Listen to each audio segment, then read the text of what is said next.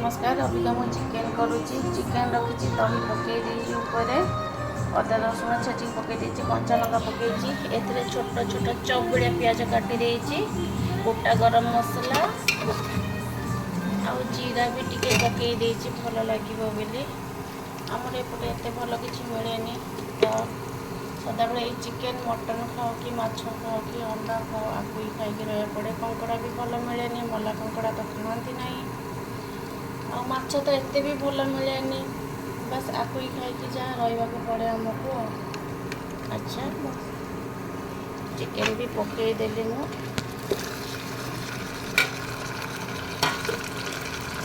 दही चिकेन एक पकईदेली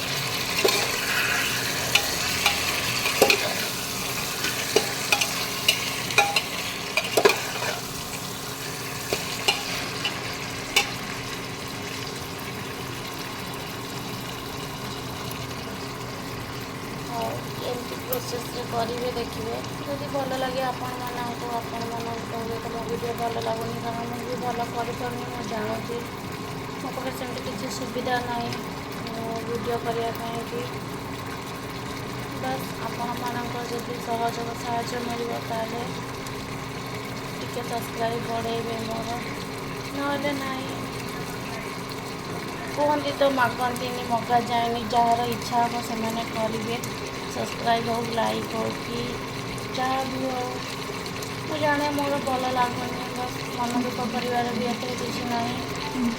अच्छा हो रही बस हो सारा पर खाई बस मसला टेस्ट करके एमती जन नमस्कार।